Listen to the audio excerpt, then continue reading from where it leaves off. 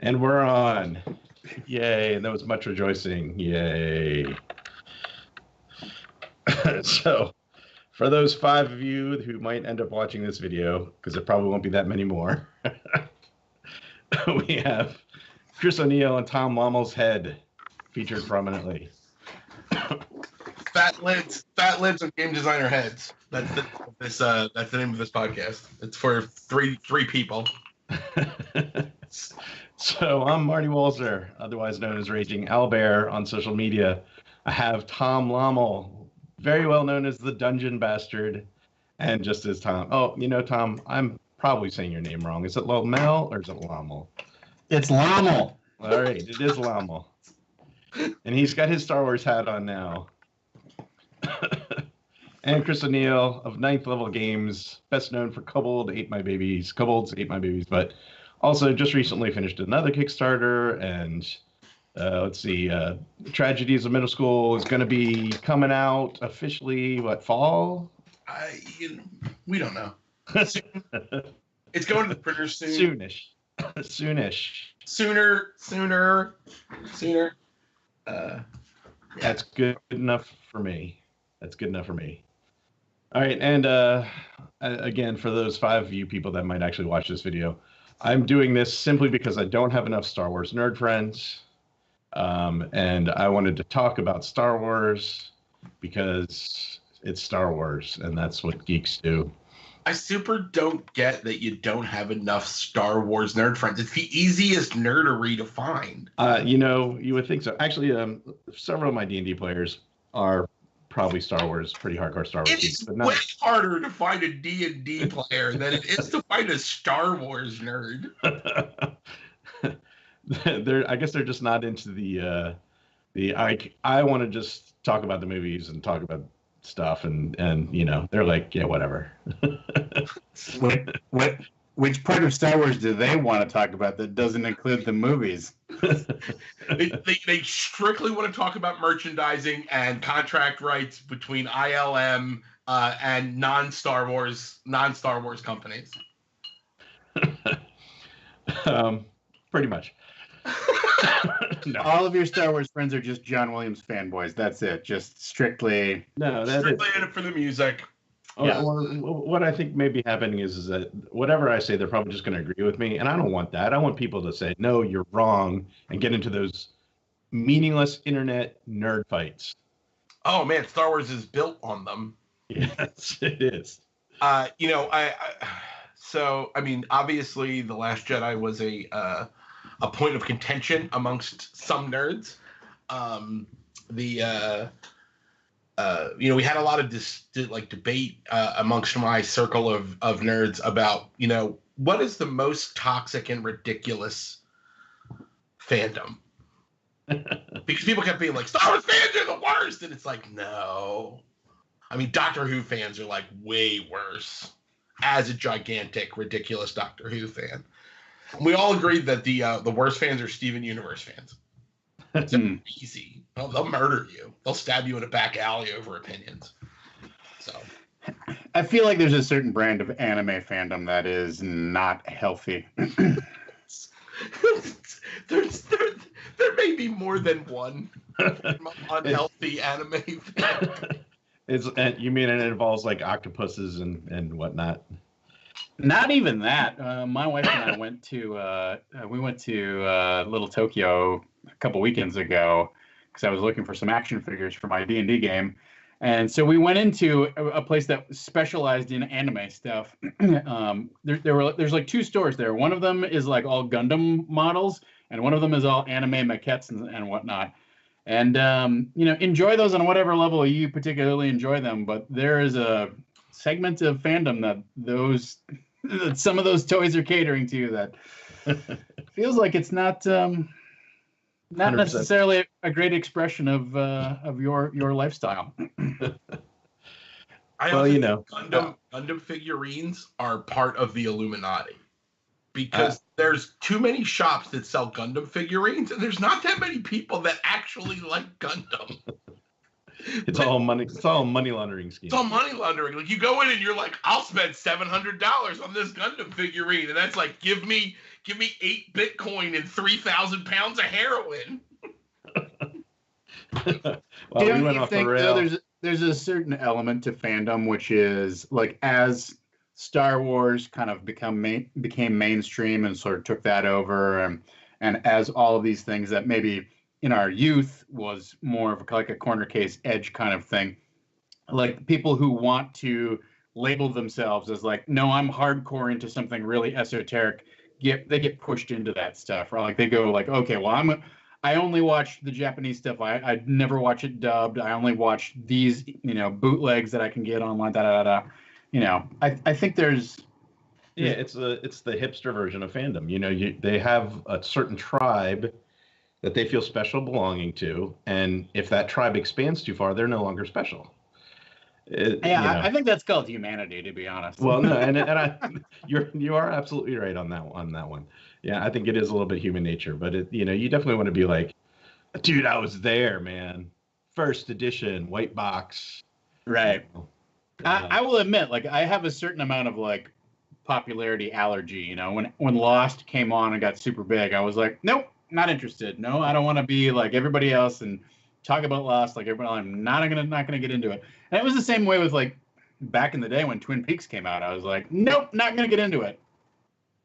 I don't know if that's necessarily healthy, right? It's like an understandable attitude, but you also deprive yourself of like the joy of like experiencing it with the rest of the culture when it happens. Whereas now, if I go back and watch Lost, I'm gonna go, oh yeah, that's right. I'm gonna waste a lot of my time. And then I'm gonna be angry at JJ. 70 episodes from now, I'm just gonna be disappointed. So. Yeah, that's not too far from the truth. I lived the Lost. I lived that. I super see that. I also love Twin Peaks and was a Twin Peaks fanboy. But like for me, Star Wars never, even though, I was super hipster and anything that was popular or cool, I didn't like. Star Wars was always, it didn't matter if it was like it is now or it was in the mid 90s when it kind of faded. I have always worn my Star Wars love on my sleeve, or as is preferable now, on my Hanes cotton T-shirt, or preferably American Apparel cotton T-shirt, between large and extra large, depending on how fat I am at the time. I think Star Wars actually has this sort of like self-generating mystique of like, oh no, we're really counterculture, we're really a deep part of nerddom. And it's like, no, you're a deep part of like everyday life. Yeah, a deep part of everyday life, because as time has gone on, the thing more and more about Star Wars that gets me every time is that I should hate it. Like my personality. Oh yeah, let's talk WEG, man. Let's talk fucking D6 system all time. I'm just gonna leave this here. The Star Wars universe is counter to my own personal beliefs, and yet I love Star Wars with my whole heart. I love everything about it. I just mean there's a certain like segment of Star Wars culture, like of the fandom, that's like, oh no, we're different, and it's some of it is that kind of like fighting your way to the top of the nerd pile of I know more weird obscure trivia than you, and I think some of it is just that need to like define yourself by something, and it's very easy to buy into this mythology, which is literally a myth that you're somehow like in this silo of culture outside the mainstream by liking Star Wars. And maybe it's not as much of a thing anymore now that kind of that's, I don't know, that generation that's not into science fiction is really getting into their 60s. But even those people who were into Star Trek when they were kids, like the original series, that was in '64, right, or whatever, when it debuted. That's been around for literally over 50 years, like 60 years. So people who liked it when they were 10 are like retirees, 70 or whatever. Yeah, like the upswell of science fiction has moved so dramatically that to kind of like label yourself as a cultural outsider because I'm a true geek or whatever for liking Star Wars is a little bit of I think self-deception, right? Yeah. Well, there's always going to be those guys who are like, I know the name of that werewolf-looking dude. That's the third one on the left at the cantina scene. Like his name is Biz Bandu or something. It's like, okay. Dude, you can't actually say the name there without looking it up because now someone's going to yell at you. Well, it's not Biz Bandu. I'm just saying, I'm not that guy. That's what I'm saying. I have no idea what any of the people in the cantina are named. I know we called him, there's like Walrus guy. There's Hammerhead, which was the name of the action figures. Yeah, Hammerhead, Walrus guy. We didn't actually have their names. The Ithorian, better known as Hammerhead. Exactly, because that's what they were on the Kenner. Tooth, and there's two sizes of him. Yes, that's what they were on the Kenner boxes. They didn't have a name. They just had Hammerhead guy. Dude in the back, I think there's a little Kenner, action figure that says this dude is in the back, and that's all it is labeled. Dude, guy you couldn't see just in the shadows in scene 5 in the action figure, like the old Kenner package. I would buy the shit out of that. I'd put that on my wall. Somewhere there's a dude who's like, oh, I was that guy, and no one invites me to conventions. I work as an actor in Los Angeles, and I have a friend who was on Buffy. No, yeah, was it Buffy? Yeah, she was on Buffy back in the day. And there was a guy who he went through the whole series, and every episode, he wanted a signed headshot from anybody who had a speaking role in the show. Absolutely. And so, yeah, she got this weird request at her PO box, and she was in one episode as some weird demon or something like that, but I don't remember how big of a part it was. It wasn't like she's now kind of retired from acting even. So it's not like she's gone on to be some big superstar or something like that. But that guy was like, I'm collecting a signed headshot from every single person who appeared in Buffy who had a speaking role. And God bless you, sir. Good luck. Godspeed. Maybe when his kids get to college, he'll be able to pay off that education. So you never know. Only if he finds another crazy person. That's true. You have to have the buyer. Exchange of money from one crazy person to another. Yeah, I mean, I feel like, obviously that show ran a long time, but I feel like there's maybe 40 headshots from that show that would be worth more than $10, and everything else, then you're looking at another 600 headshots that are well, these are worth. I'll give you a quarter a piece for that show. That show ran for 7 years. There were 7 seasons. There were 7 seasons, and it was 21 years ago because Facebook told me that earlier today. It was wow. Do you know that Buffy the Vampire Slayer debuted 21 years ago? No, I didn't. Thank you, Facebook. Well, so imagine Antiques Roadshow in 2050. Yes, this collection was handed down from my great-great-grandfather. And it's all of the headshots of Buffy the Vampire Slayer from the late 20th century. And that's where they just show isn't extant, but we believe it is about a rabbit and a Dracula. And then they cut to the host, and he turns to the expert, and the expert is like, "Yeah, this is worth about $4. It's not." I got nothing, bro. Sorry, buddy. Hate to tell you, Sarah Michelle Gellar. I'll give you 150. She was, She was noted for her time, but Star Wars.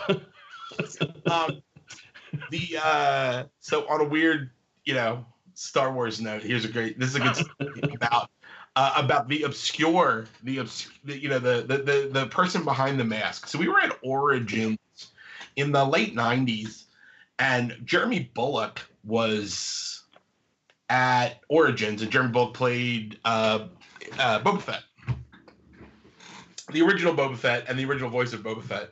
So he's a nice looking older English or Australian gent, like white hair, and the kid that played Boba Fett, Baby Fett, in the prequels was also there. So there was Boba Fett and Baby Fett, and they were both just totally inappropriate around women. Both of the actors that played Boba Fett were just hounds. And we were just like, this is great because we're watching this kid, You know, he's like 13. He's like backing on every 13-year-old girl here. And then there's this 60-year-old dude who's backing on everything that literally moves. But both of them were Boba Fett. Oh, brother. Yeah. Related story, real quick. Well after the previews, but before Disney acquired everything, and I think it was Origins 2009. They had Peter Mayhew, who's of course Chewbacca, you know, as their guest at Origins. Origins that was. It was 2009 because I was also a guest and I got to have dinner with him. Well, and this is the funny thing. So I really felt bad actually for Mr. Mayhew because they put him in like the back of the vendor hall. Like no one no one knew he was there. No one, like, he was just like sitting around, you know, there was no line. It was I felt so terrible. He was such a nice man too. Like I came up and I talked to him and, you know, and he signed. Super nice. 180 feet tall. Yeah. Literally had to, only person I've ever watched unfold. Like, in order to stand up, he had to be like, because, like, his body, he had, like, 6 extra sets of joints because he was that tall.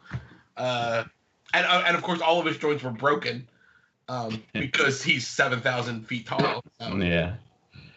But totally nice man. I felt so bad that, you know, Origins kind of shuffled him off into the corner there.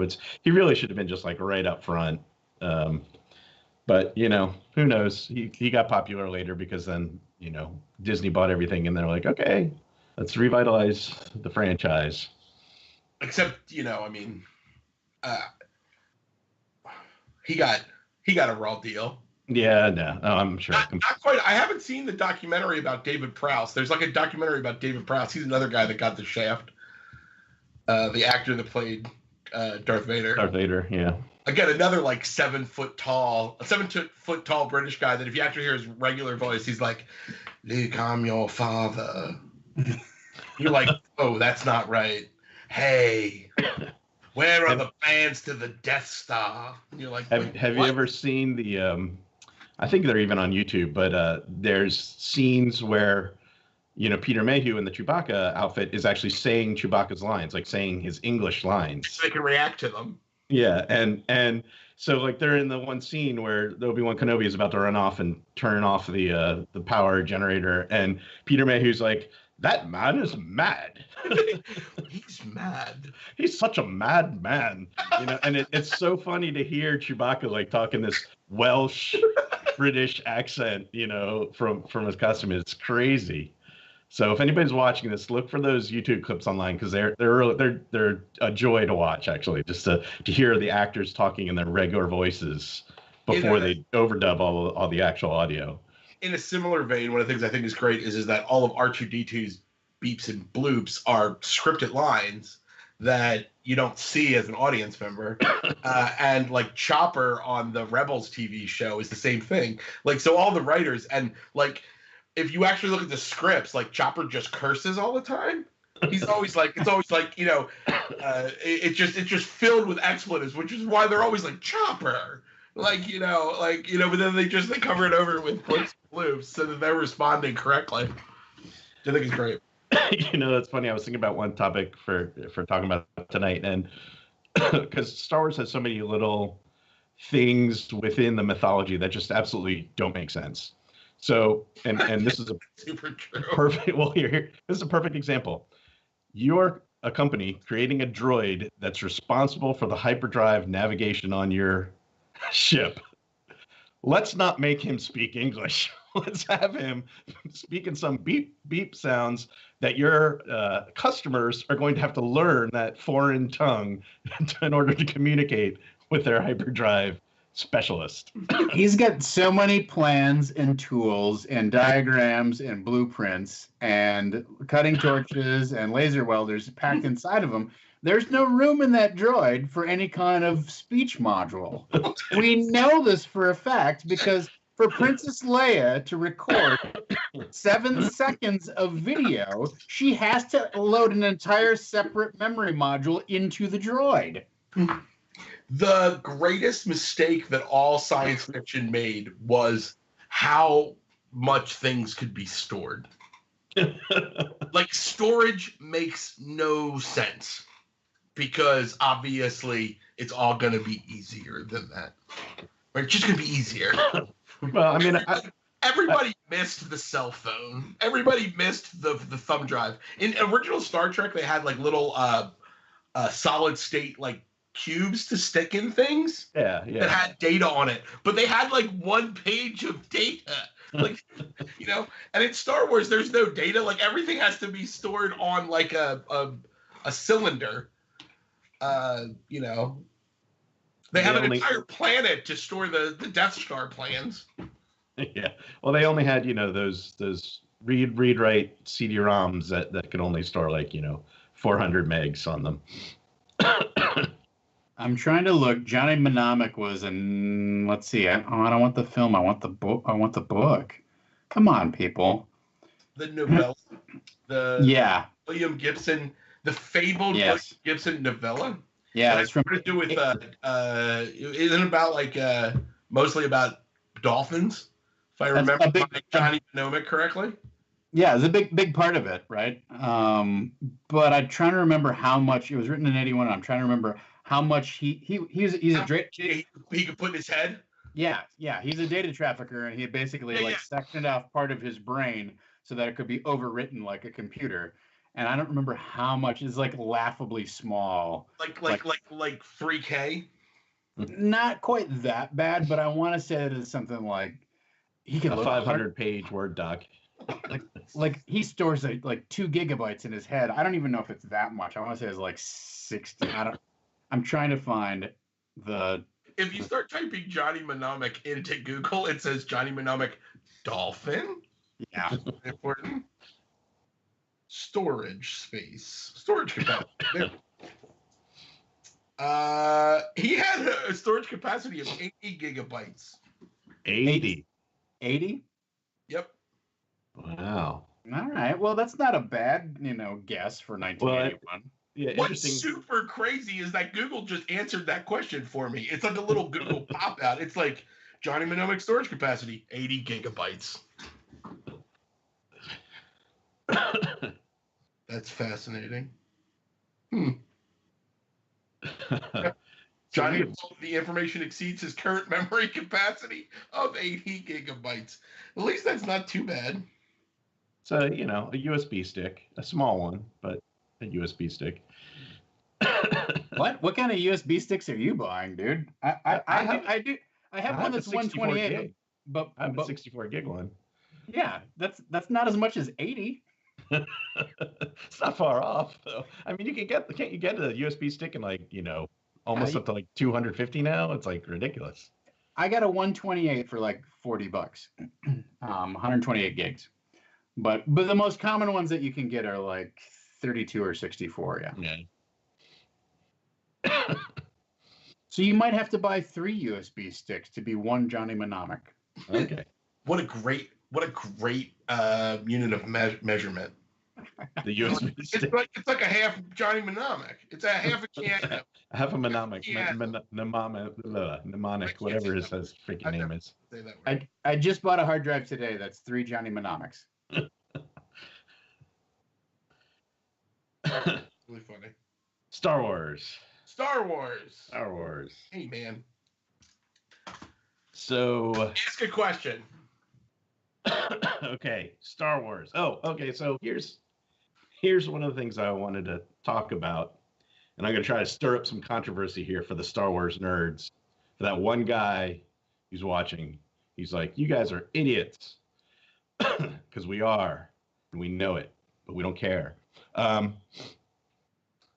am going to argue that not the movies, but the plot of the prequels is better than the plot of the new movies. You're an idiot. Discuss. Now, hear what I'm saying. Now, hear what I'm saying, though. I'm not saying the movie. I'm not saying the movies. Prequels doesn't make any sense. Plot.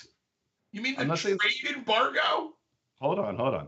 I'm not saying the movies. You mean the racism? Okay. You set this trap for yourself, buddy. You opened it. If you decided to be the devil's advocate and play stupid, you're just gonna have to own the stupid, right?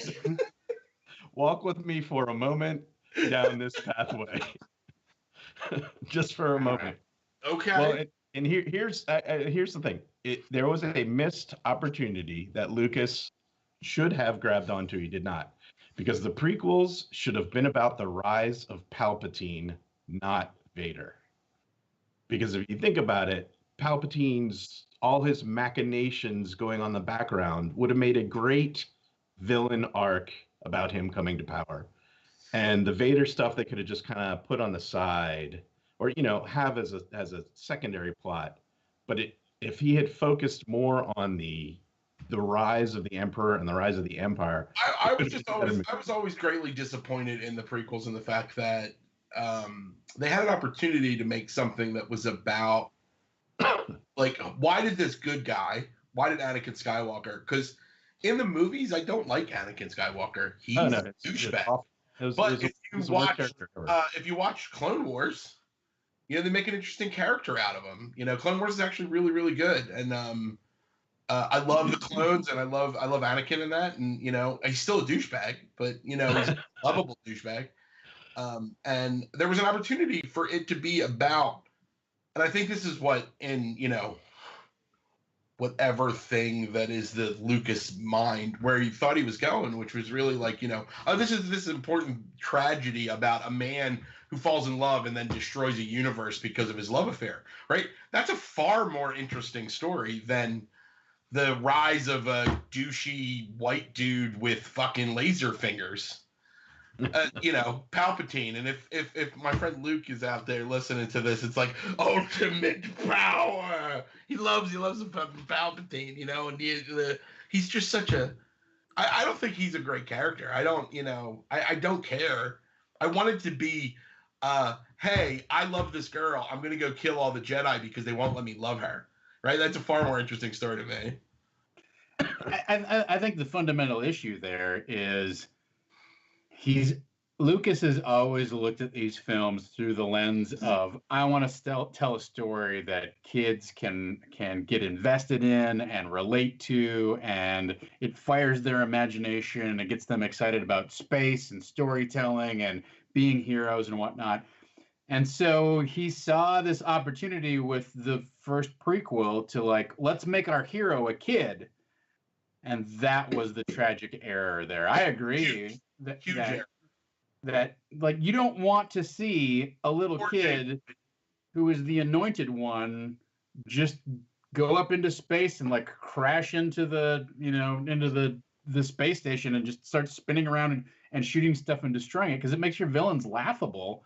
But if they had picked up in the Clone Wars where Anakin is 24, 26, he's this hotshot pilot like Luke kind of had the promise to be or ended up being or whatever, but even more so.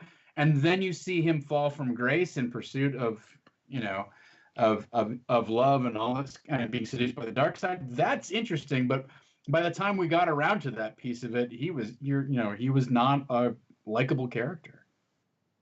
I think it's difficult. I'm actually going to argue, I'll side with you, Marty, that the plot potential is there. It was not executed well, but movie 6 was largely a retread of kind of greatest hits of the original trilogy. And that's kind of where I was going to go with the new movie series, is that, well, and the way I was thinking about it is, if the idea of, you're right, the idea of Anakin's rise and fall and the idea of Palpatine's rise to power is a good idea that was certainly poorly executed on. Everybody can agree it was, it was craptacular in terms of the writing and the dialogue, but the kernels of the ideas were there. They just weren't well executed. My counter argument to the newer sequel is that I don't think Disney knows what the fuck is going on. It's just up to each director to be like, okay, we're going to paste together 1/3 of this trilogy, but there's no trilogy. You know what I mean? There's no connecting point from the beginning of Force Awakens to the end of whatever is the next movie, I don't think there's a plot arc there. I think everybody's just sort of making it up on the fly, and it's not working as well. Oh, I super disagree. Tom, you should. I'll let you, because I'm going to talk. I can talk forever. Well, I prepared for this argument. I think Rian Johnson's master move here was like, let the past die. We're going to wipe out as much of the original trilogy as we can. Like, we're going to put those heroes to bed, and it's time to finally start over with this thing and try and get it right. Well, and I don't have a problem with that. Like, I'm not one of those nerds who's like, oh, I'm perfectly fine with, moving on to. But the difficulty is that you look at at Force Awakens and you look at Last Jedi, and they're not a part of the same trilogy. They're just two different Star Wars movies that happen to be sequential, but they're not actually part of a single arc. Is where I don't think you can say that till you see the last movie, because everyone said the exact same thing about The Empire Strikes Back when it came out. In fact, all of the early buzz and all of the variety reports and all was like, what has George Lucas done? He went out and he got Lawrence Kasdan, and this is like this weird, dark, teenage romance story that doesn't make any sense. And where's the fun? And where's the story going? And this doesn't make any sense. And it ends in the middle. And then it was like, oh, and then we get Return of the Jedi, and it all makes sense because it's Star Wars and everything's reflective. I think the problem is that the prequels do an amazing job of George Lucas masturbating to his own work. Right, because it's this fascinating artistic vision where he reinterprets the things that he did before, and he makes everything a reflection of what it was, which was what he did in the first trilogy. And now the new trilogy, the problem is I think people wanted it to be the same thing, and it's not. And Rian Johnson's genius is the fact that he's setting up the Star Wars universe to be a universe. Right, that was something that had to be done outside of George Lucas. If it's not for West End Games and for Tor Books, you don't have an expanded universe because that was built in spite of him. Right, because for me, like spoiler alert, people, if you haven't seen the latest Star Wars film, the idea that Rey she's not connected to the Skywalker legacy is the most important thing in the film. Right. Sure, and I have no problem with that as a plot point. I think that's fine, and I don't even mind Snoke dying. I thought Snoke was stupid. The whole idea of Snoke from the get-go. I think my bigger issues with the latest movie is more along the lines of, is it about Luke drinking blue milk out of weird alien boobies? Well, that definitely dips into it. Because it's weird. Well, and yes, let's segue to that for a second. Drink alien boob milk. Let's segue to that in a minute, because I did want to talk about humor in the new movie versus humor in some of the other movies. And I think the one thing that shocked more people is not necessarily the booby blue milk or some of the other things. But that was a pretty shocking scene. Well, it really comes out of nowhere. That one does come out of nowhere, and it's very much like, yo. It's very explicit. I want to let you know I'm doing this. It's like, whoa. And there's a lot of very explicit anatomy attached to that whole scene, which is fine, but it's a bold choice.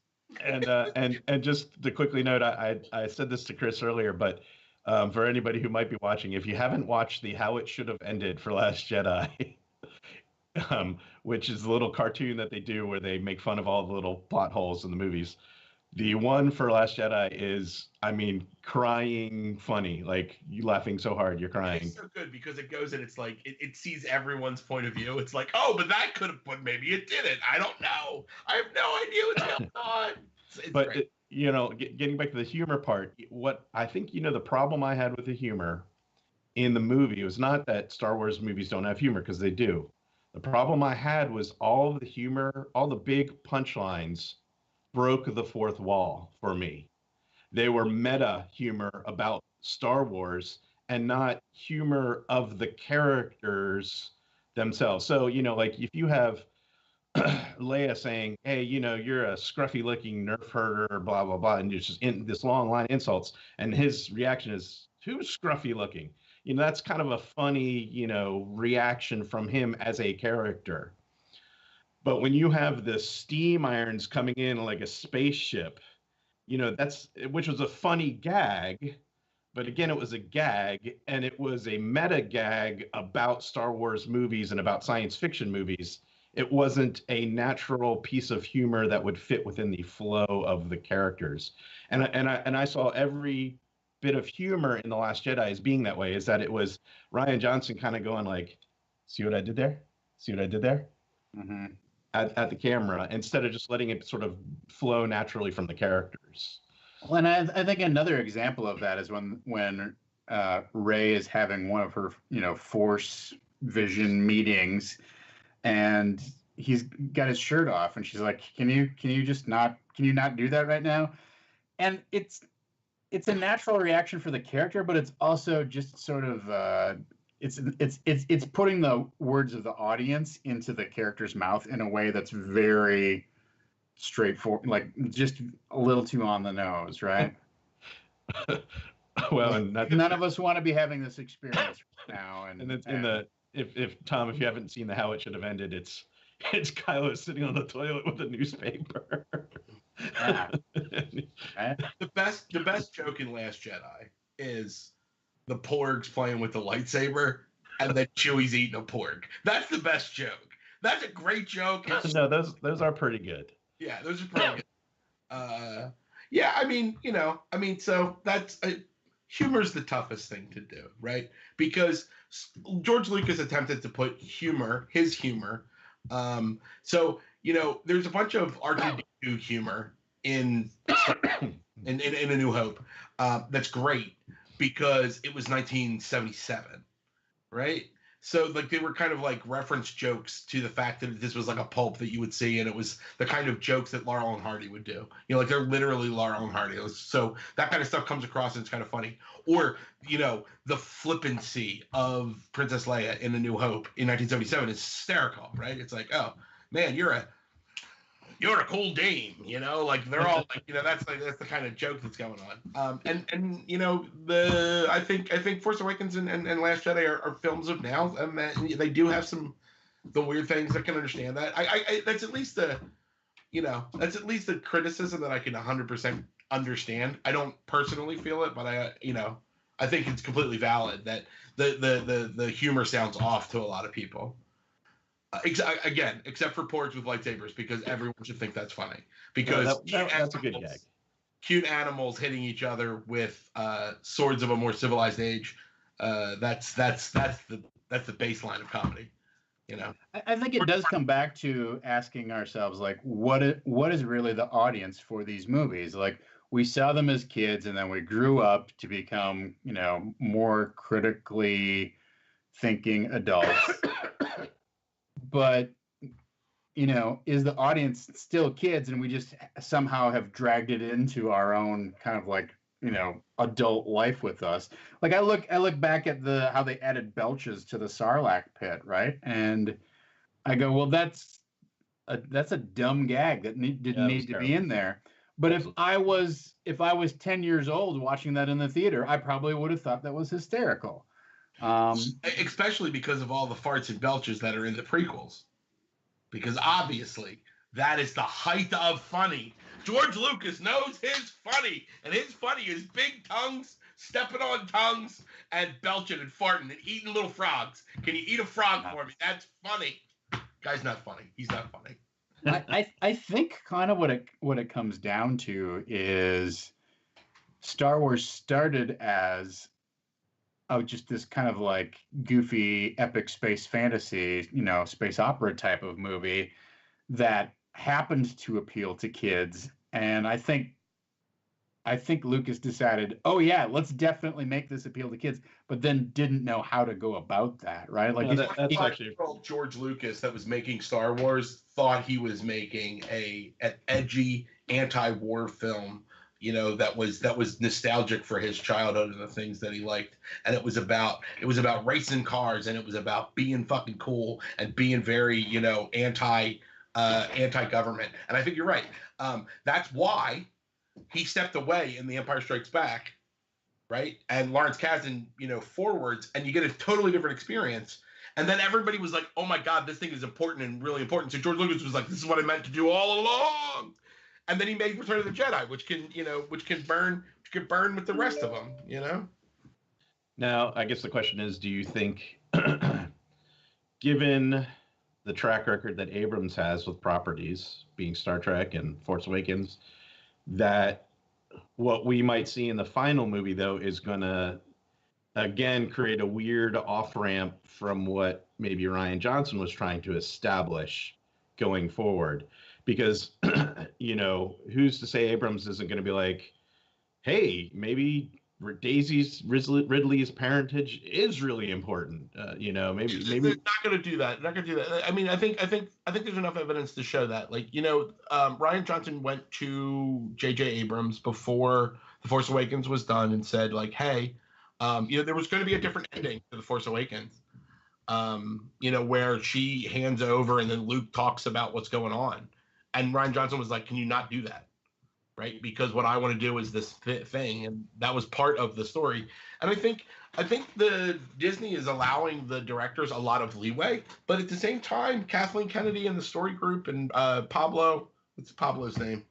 There's the guy that's the head of the story group at Lucasfilm. This is a guy that's like us, right? 25 years of love of Star Wars, right? Like, these people are involved. They care about this, and they're not going to let anybody just be like, oh, let's retcon that in the next movie. They wouldn't have, they would have stepped in, right? This is Disney here, right? Every time someone's like, Rian Johnson was just a cowboy, it's like, you know what?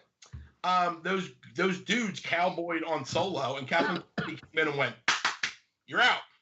I'm going to bring in Ron Howard. I'm going to fix this because you're not doing what we told you to do. We're trying to make like a slapstick comedy movie about Han Solo, and you can't do that because Han Solo is literally worth over $1 billion.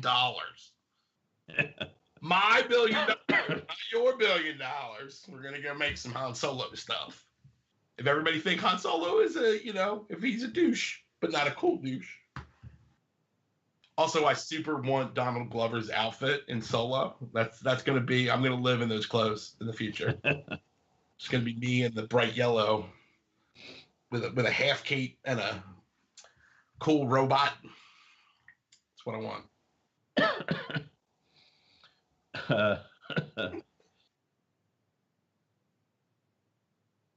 Star Wars. Star Wars. So at this moment, I'm going to take a break, and I will be right back. You can do that. You can do that. So the one of the things that Tom, I don't know if you saw. I know you said you don't really pay attention to trailer things, but they teased on April 1st a fake series about Darth Maul, and everybody got excited. And it turns out it was a total fake. They faked out. Everybody said, "Oh, we're going to do a Netflix TV show about Darth Maul and his revenge arc after the prequel movies or whatever." And the thing is that it looked good. I mean, like, the little trailer they created looked, like, oh, I would totally watch this, and in some ways, Darth Maul was the most underutilized character with a lot of potential in those first movies. He could have been this pretty badass villain, and they're like, let's just cut him in half and throw him down an air shaft. And of course, they did bring him back in the cartoons, so they redeemed that sort of part of the storyline for him. But what's the retcon that brings him back from that from the movie? So he's got freaking spider robot legs, and then he lives in the sewers, and he goes insane, and he just wants to kill Obi-Wan Kenobi. It's great. And then his brother, who has an even dumber name, because his name is Savage Opress. His name is Savage Opress. Yeah, a little bit on the nose. Savage Opress, who just looked exactly like him except he's yellow. Him and Savage then start a criminal empire after they both failed to actually become Sith Lords. And Boba Fett shoots them. But then he gets a good story arc in the Rebels show. He gets a great story arc in the Rebels show that's totally worth it. Yeah, so they kind of retcon all this stuff in Clone Wars. Well, because Clone Wars is not considered canon anymore unless they reference specific things in the Rebel show. But the Rebel show is worthwhile. So Tom, if you haven't streamed it, Clone Wars is considered canon. The cartoon. Oh, really? I thought that was still considered Legends. Nope. Clone Wars is canon. Not the Jerry Taranovsky originals, but the actual show, because they were all actually produced by Lucasfilm Story Group. So gotcha. And they were filmed, and they were presented. So, which is why all that stuff shows up in Rebels the way it does.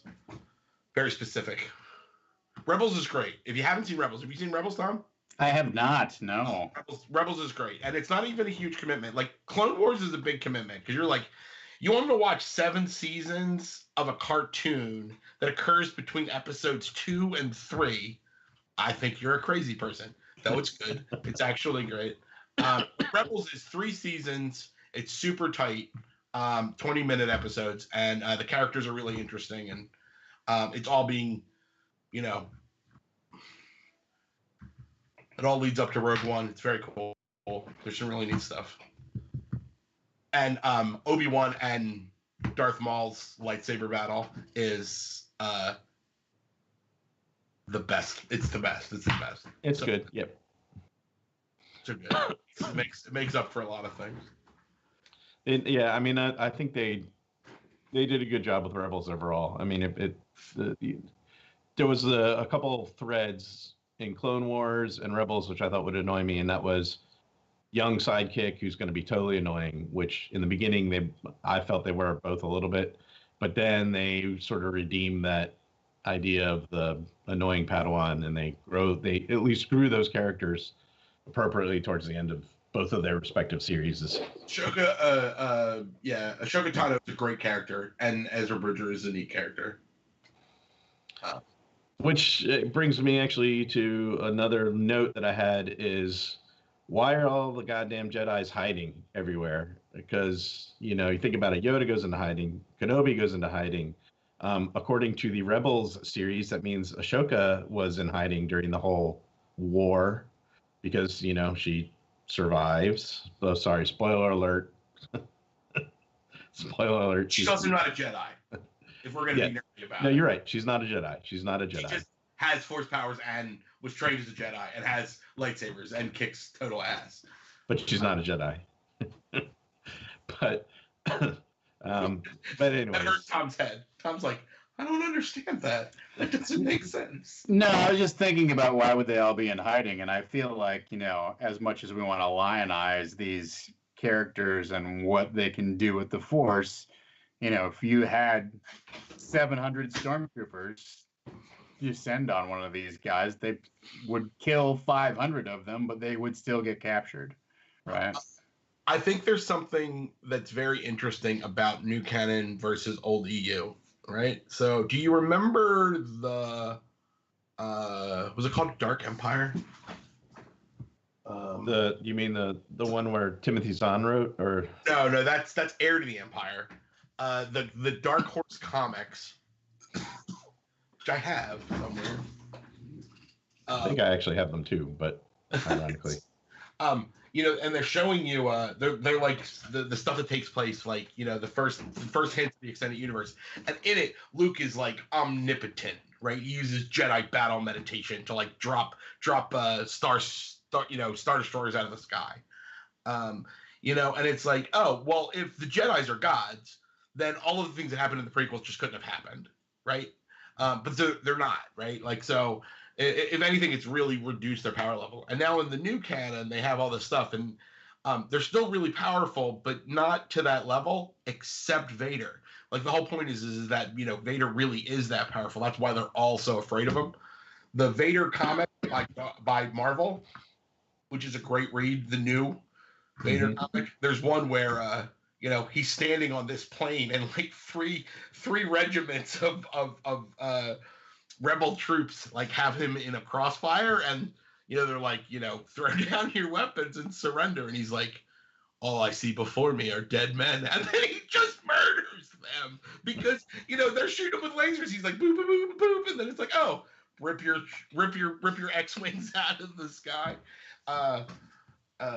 So I think the Jedi have to hide because they just don't have the power. I mean, we watched them all get gunned down in Revenge of the Sith. It doesn't take a lot. Catch them while they're sleeping. The Empire can't be as good. They have to be much better than we're led to believe, because they take over the entire galaxy in less than 19 years. Oh, you mean between the end of Jedi and the beginning of Force Awakens? You're talking about? No, in between. The prequels and the Revenge of the Sith and New Hope is 19 years. Yeah. Right. So they take over after the Battle of Yavin. Before the Battle of Yavin, I think is how the nomenclature, the nerdnclature.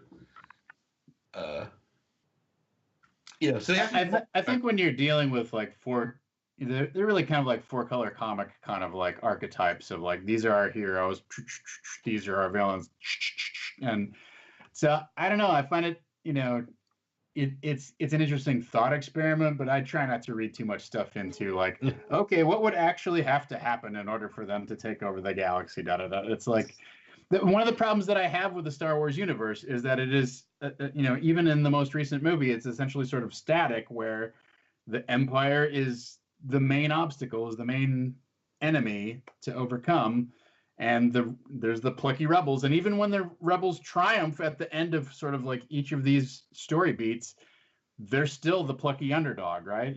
And there's always this continual reset, sort of this spiral back around to the beginning of the evil Empire and the tiny band of heroes. And I don't know that that's a sustainable model of storytelling for these movies. It's a story that you can tell great 3 times, but how many times can you go back to the well? Well, and that's why, like, if I put my business hat on, I take my fanboy hat off. I super understand Disney's position, which was, yo guys, here's the deal. Go and remake Star Wars and do it in such a way that it allows us full freedom to make 1 billion movies. Don't destroy everything. If you leave everything where everyone can have magic powers, we want bad guys in masks. Can the bad guy have a red sword and the good guy have a blue sword? That's all we really want. I definitely think that those decisions are not based on storytelling. Those decisions are based on the franchise. Sure. I'm super excited for Solo because I thought Rogue One was great, but it was taking a story that we knew from a different direction. And I think Solo is the first time where they're like, oh, hey, we're going to just tell a story that just, happens to feature this character, but really, it's a heist movie. Do you think it should be bad? But if it's just a heist movie, if it's, Star Wars Ocean's 14, that'll be great. Do you think Marvel is doing a better job setting up its continuity between all the movies, or setting up its, roots going in the different directions for all the movie franchises, but still sort of creating the MCU better than Disney has done so far with Star Wars? I think so. I mean, I think the way that that sort of this battle plan that they have, that we go here, this is a little side trick, but then we're going to, hint at something in this. They drop just enough of a cookie crumb that it all sort of builds together towards Infinity War. I feel like they've done a great job of like planting enough seeds and doing enough callbacks and referencing enough other things that it is a fairly neatly woven kind of narrative. We'll see if it pays off with the 2 Infinity War movies, but I think right now the way that their universe works together, with the one exception, I would say, of the Incredible Hulk character that's been handled in a pretty weird way. I feel like it's pretty tight. They have a problem with that, right? Because they've kind of painted themselves into some corners. I think they did a good job with the MCU. I think that it isn't quite the same, right? Because each one of those characters that they're doing an individual franchise, they can tell a story just about that character. And Star Wars has the built-in thing that people are expecting this 3-part epic, right? Because I think they would have been in a much better position, but the problem is an expectation had been set, right? Like, so everything in the world of it doesn't matter what you do, right? If you're a writer, you're a creative person, you're an artist, you're a business person, right? Expectations management is how you become successful. If you exceed people's expectations, you're good. And if you fail to meet your expectations, you're bad. And if you just meet expectations, it's like ho hum, right? But the expectation that was set was, oh, Star Wars 7, 8, 9. Right, so they were like, we have to deliver this, right? We have to deliver this, but we don't want to just make one. They didn't want to make the Back to the Future 2 and 3 mistake. Hey, let's make 2 connected movies, and then really at the end of the day, it's just one really long, boring movie. So I think that's been. And again, if you think about that, we're really only we're just about to have the 5th movie in the new Star Wars piece, and the MCU has what, 25? Yeah, a lot. So I mean, that part of that is about that build. So I definitely think that there's something to be said there. Give Star Wars a little bit of time. Well, and do you see? I was thinking Solo might be sort of that first setup of, okay, let's start to build independent franchises for individual characters. So you have a Solo story, and then maybe you add another Solo story later, like he's Iron Man, Iron Man 1, 2, 3, and then maybe even do a Lando story, and then another Lando story, and then maybe. If you gave me a Lando trilogy, like right now, I'll pre-buy everything you have. I have all the Donald Glover as Lando. His just moments of him in the commercials have been enough for me to be in love. So. Yeah, I mean, I like those things, but also just give me some new characters. Go do something new. I'm super good with that, right? You have the Star Wars universe. Is there a dude with a badass laser sword and maybe someone with a Mandalorian symbol? Good, I'm good to go. Is there a droid that talks and beeps and boops? Rogue Squadron. Let's see a Rogue Squadron movie. I feel like they have those pieces. It's just that those characters right now are tied up into the main storyline.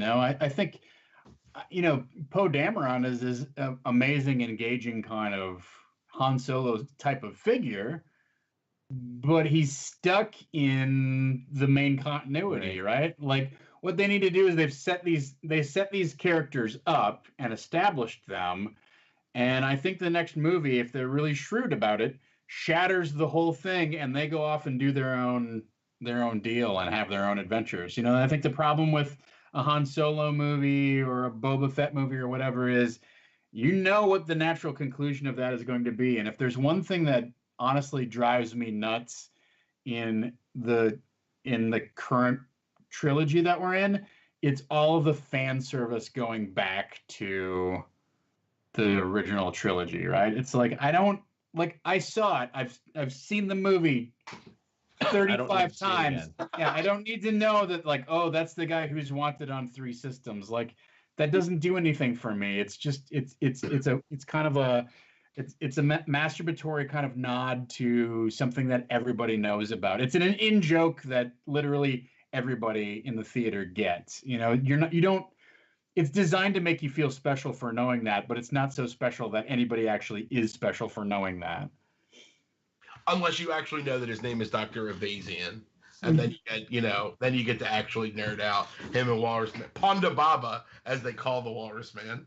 Right. I'm sorry, I'm that. But that's not touched on in Rogue One, right? No, they literally just run into him and he's a yeah.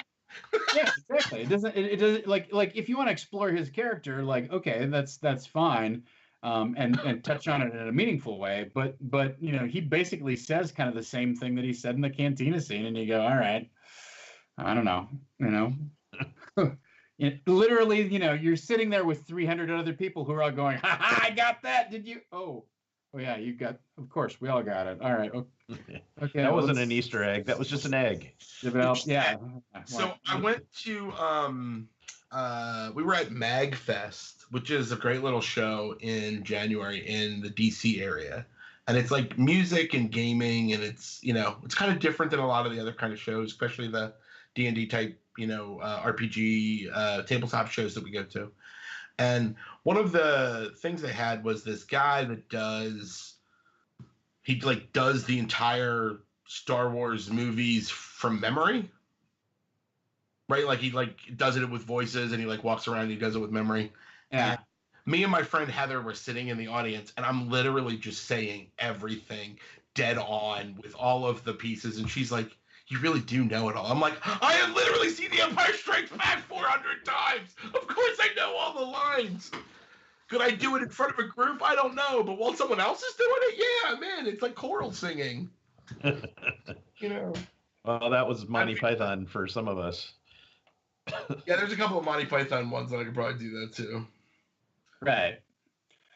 But yeah, but that's a fan experience. It's not a storytelling experience, right? Yeah. It's like it's not something that needs to be included in a movie, and I think that sort of stuff, to me, it's just a little too much wankery. Like let's develop the universe truly into an expanded Star Wars universe, rather than just keep ringing the bell that we rung back in 1977 over and over and over again. I think Rian Johnson tried to do that. I think he tried to push them that way, right? Yeah, and I think there's an opportunity for them to do that. I think the MCU has done a much better job of doing fan service in a way that doesn't detract from anything else in the movie, right? There's nods and there's little Easter eggs for the super nerd. Like the first time Tony Stark hits the button and it's Jarvis, and it's like, oh, of course your robot's name is Jarvis, because that's great, and then but that's also going to be the Vision, and so it's Paul Bettany's voice from the beginning all the way through. That's amazing. And that kind of fan service is really rad, because if you understand all those jokes, it's plus. But if you didn't get it, it didn't detract from you at all, right? Whereas the Dr. Evasi and Ponda Baba scene in Rogue One makes no sense if you don't actually get it. And so it's just, like you said, wankery, right? It's like guitar solos in, like really ridiculous music where you're like, just stop, just get back to the song. It's fine. You don't need any more. Yes. No prog rock for you. I mean, I think arguably Star Wars is trying to become kind of the Marvel Cinematic Universe, since we have all of these, we're getting basically 2 Star Wars movies every year at this point, right? So they're catching up, and they don't have the preloaded kind of cast of characters that come with their own fan base, right? In to the same degree that the Marvel universe does, right? Everybody's like, well, we want to see a Miss Marvel movie. Okay, we will make a Miss Marvel movie. There's not a huge outcry. Yeah, I mean, and literally the Marvel universe has 1,000 heroes. You can throw Squirrel Girl in there, and who knows? Maybe she gets her own franchise. Right. And people would put some money down. I put some money on Squirrel Girl getting a TV show, because people love them some Squirrel Girl. Well, I thought the same thing, like when they did Guardians of the Galaxy, and I'm like, wait a minute, doesn't that have Rocket Raccoon in it? And that guy's the dumbest superhero in the books. And they actually made it like interesting and engaging and fun to watch, right? The day I heard that Rocket Raccoon was going to be played by Bradley Cooper, I was like, off to the races. Well done. Right. But if you introduced something like that into Star Wars, it would feel forced and hokey, right? Because it wouldn't grow out of the Star Wars universe. Right. But by the same token, I think they need to take some chances, because if everybody's, related to a Wookiee or an Ewok or whatever, the universe starts to get really small. There's desert planet, there's jungle planet, there's water planet. What's left? There's city planet. We've been there. We've been to all of them, and we've been to castle planet, right? We've got every biome covered. Yeah, gas planet. But that's all there are. And on Star Wars planets, only 8 people live there. Like, it's an entire planet, but there's only 8 to 25 people, enough to fill one back lot at any given time. It's a very old, very sparsely populated universe. But like, yeah, there's some things I would love to see in a Star Wars movie. I would love to see a droid movie where there's no actual dialogue. Like a movie that's just a bunch of astromechs, and the thing is you get it, right? You would totally get the story, because it's not like when R2 like goes and plugs in, you're like, hey R2, don't talk to that hyperdrive. You know what R2's doing. You know he's saying something. Like that movie would be great. You know, get a real great visual artist to do the style. That would be great. I think you have a hard sell on that one. I think that one might be a harder sell to the studio execs. I think people like little cute robots. I think if you put a protocol droid in there to translate some of it and to have those bounce back reaction lines, and I think you could make it work. Yeah. Well, you know, I think you could Wally, like where it would just be like a whole bunch of, you just need to have some you have a screen so they can get some extra pieces. You guys, did you know that R2D2 and C3PO had their own animated series in the late 80s, in the mid to late 80s? You mean droids? Of course. Droids.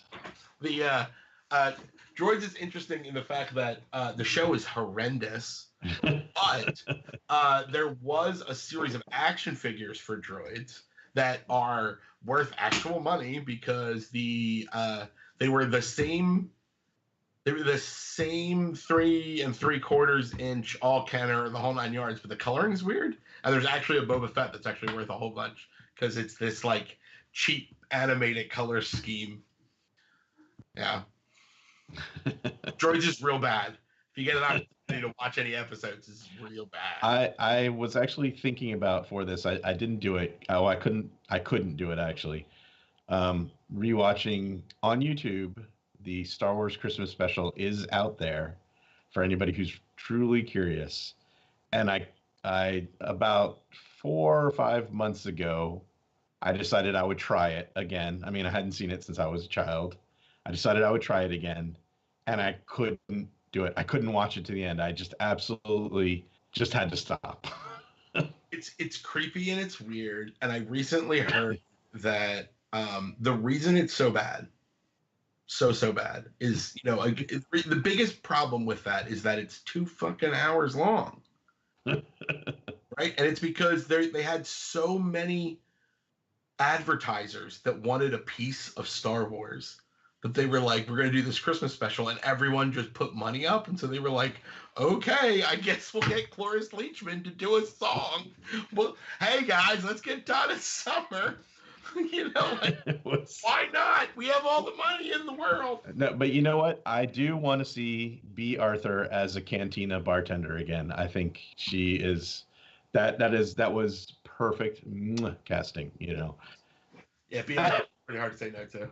I think the other struggle there is, like, they didn't write it as something serious, right? It was written by a bunch of, variety show guys who are used to doing like laugh-in and like vaudeville style shtick jokes and whatnot.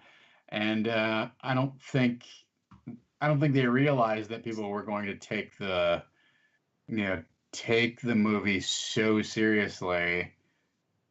When that came out, it was still building. They didn't know that it was going to become kind of the cultural dominating force that it was going to become.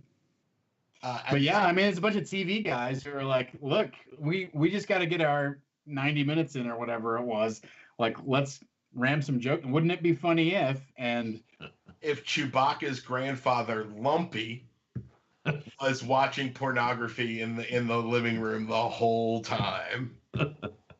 Not at all creepy. Not at all strange. Transspecial pornography on the video viewer. Oh, Lumpy. Happy life day.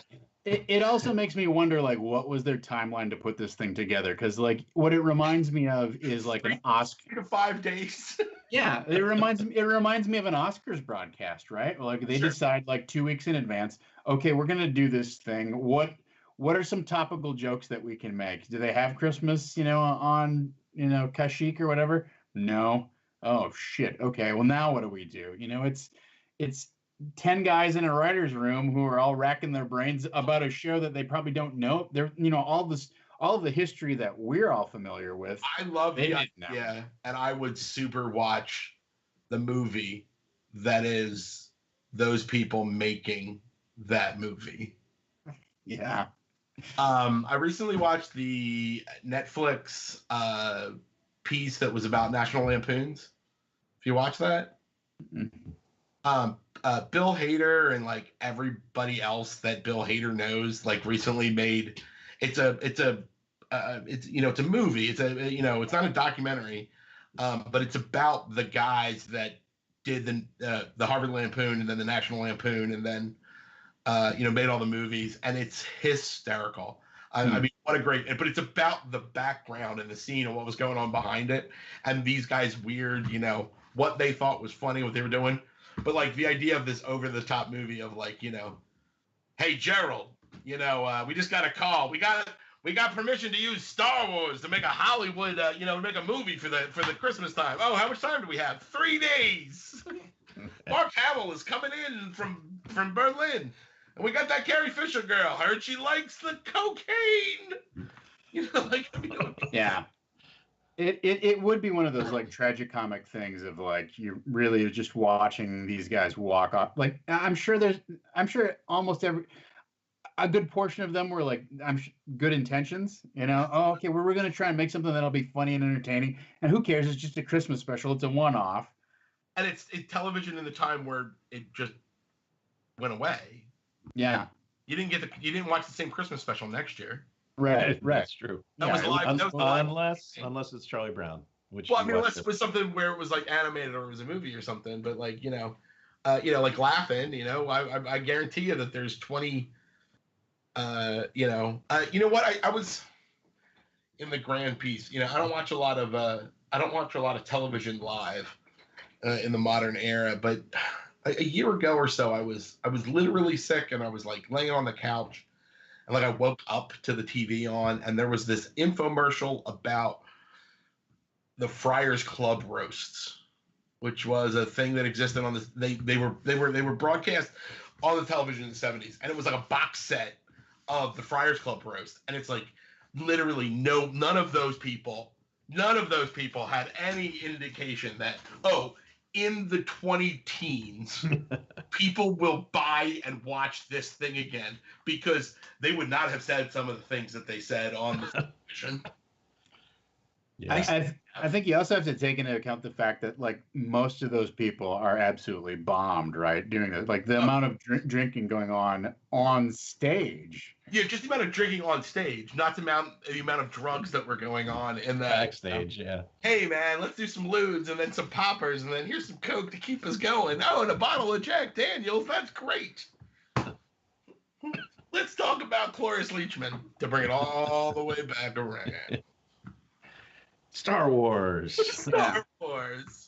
I think there is, honestly, I think you're right, Chris, that there's got to be some sort of really engaging story that's almost like akin to Star Wars of, the optimistic young man who looks towards the future and wants to be someplace else and then kind of gets sucked into this thing that just goes down the drain.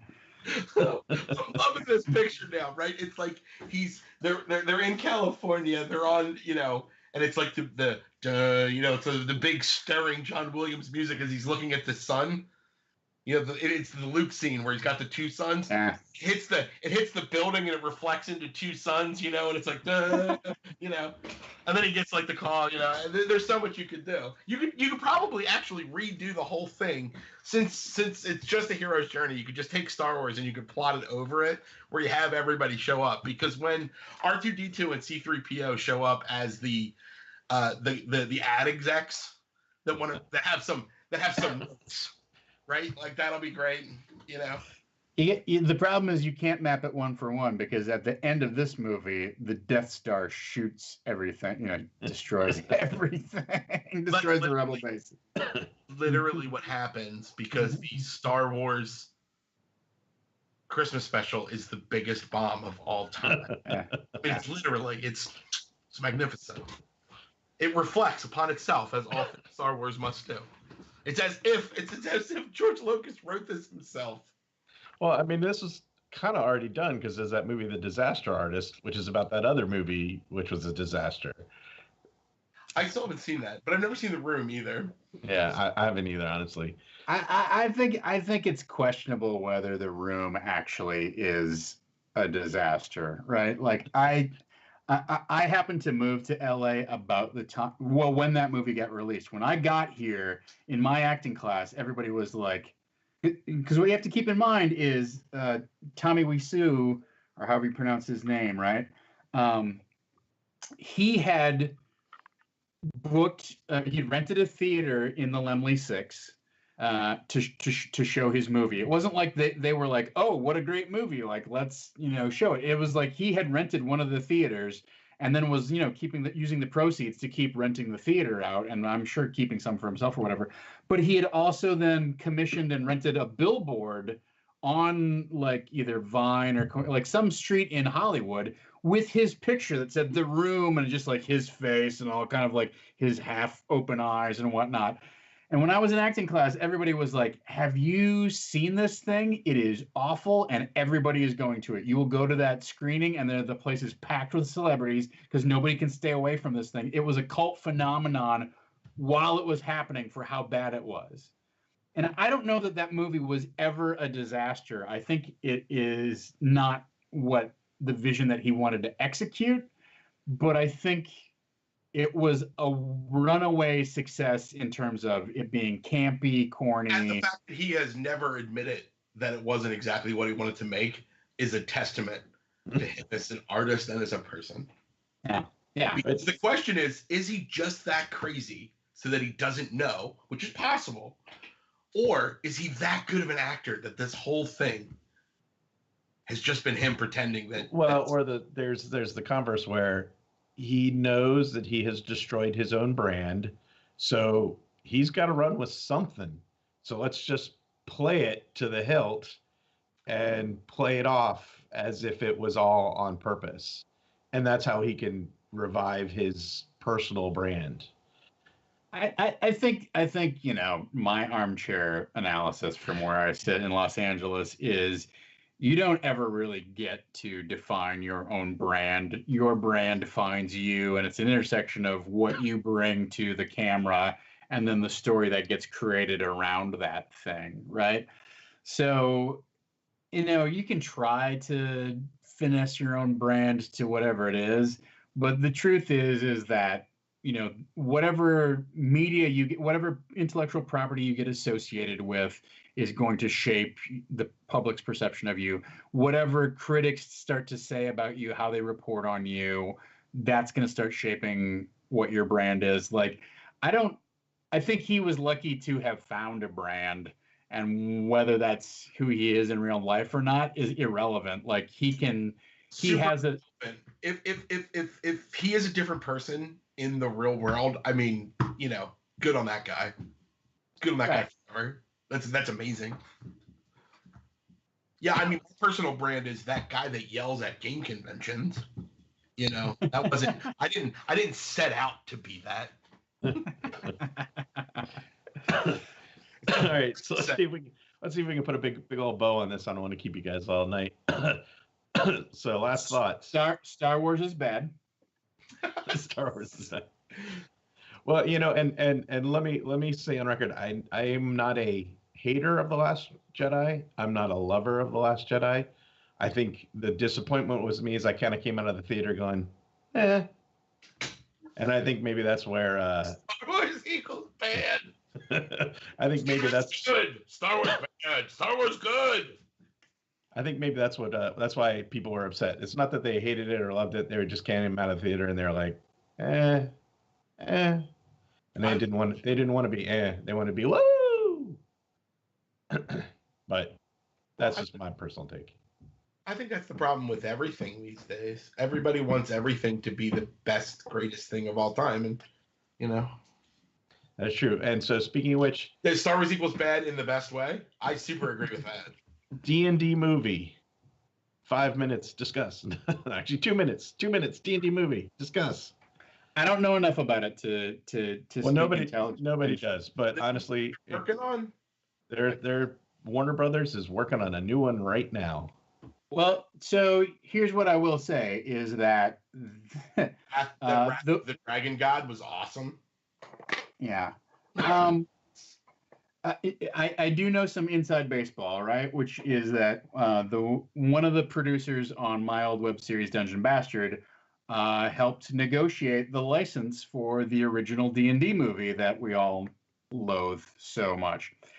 And back then TSR was so strapped for cash that they kind of gave away the farm on all of this stuff, and that's how this guy ended up making, like, part of the contract was, as long as you keep making D&D movies and showing them kind of like someplace, you can keep making D&D movies. And there was nothing that Wizards of the Coast could do to like get this property away until finally, I don't know exactly how they, Hasbro's lawyers came in and Star Wars, Death Starred the whole thing, right?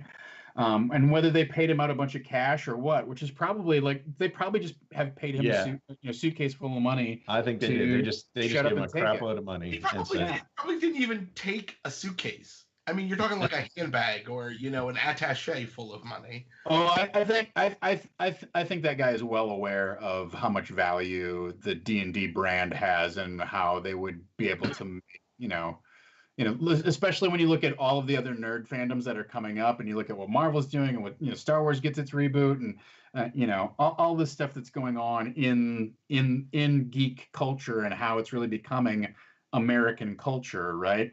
How it's taking over pop culture, or it has taken over pop culture. I am sure he's well aware that he wants a big payday on this thing. I don't know, whatever. I mean, he negotiated a deal that he got somebody to sign off on, so that's good on you. I mean, you saw an opportunity and took advantage of the situation. Good for you.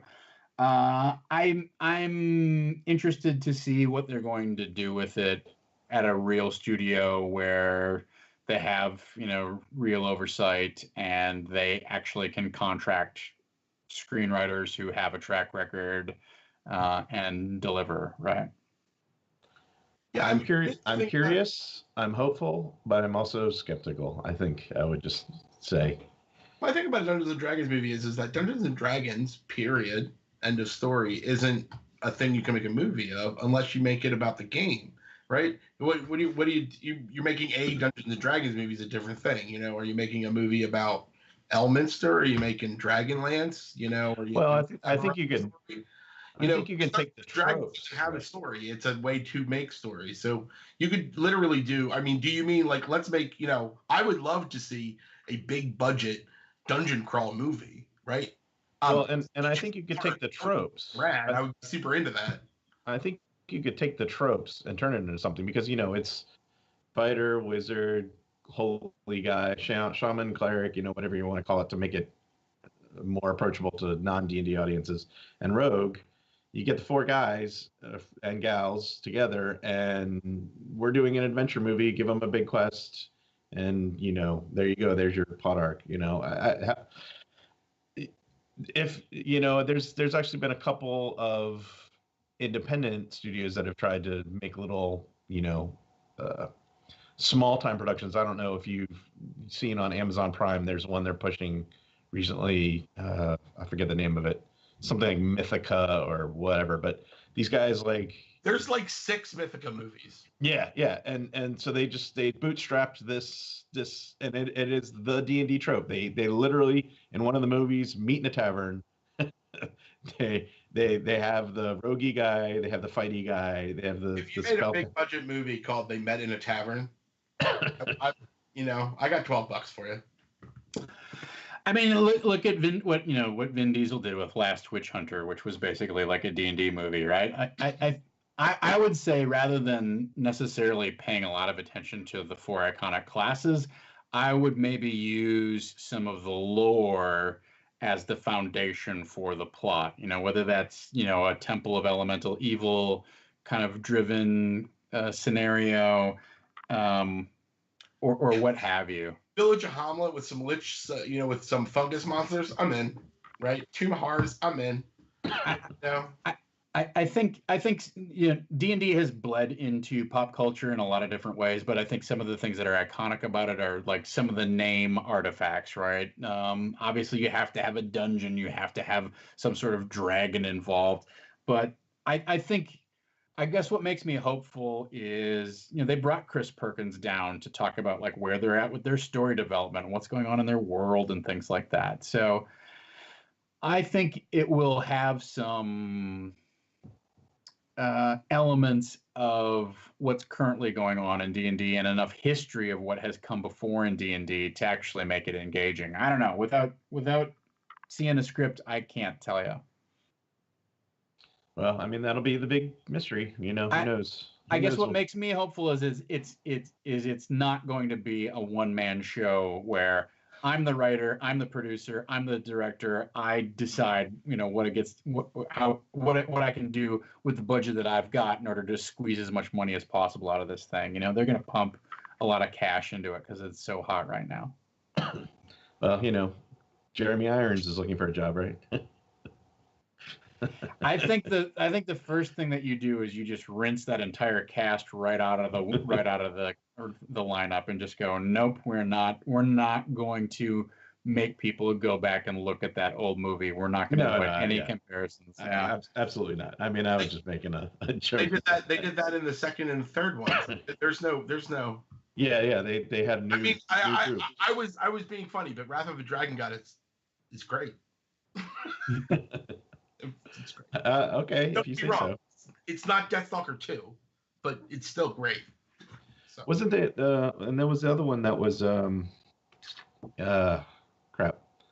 The Book of Vile Darkness. Didn't they do one based on that? That one's not good. Although the crawling baby monster thing in the near the beginning that they have to like. It freaked the shit out of me. None of them are as bad as In the Name of the King, a Dungeon Siege movie starring Statham as Statham. That one's really bad. But hopefully we'll get something good, and I think that puts a wrap on our topics for tonight.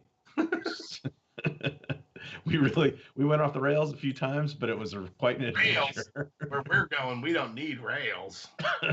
This was truly a hex crawl. If any conversation could be representative of a hex crawl, it was this one. 113C. Let me look it up. There's nothing here.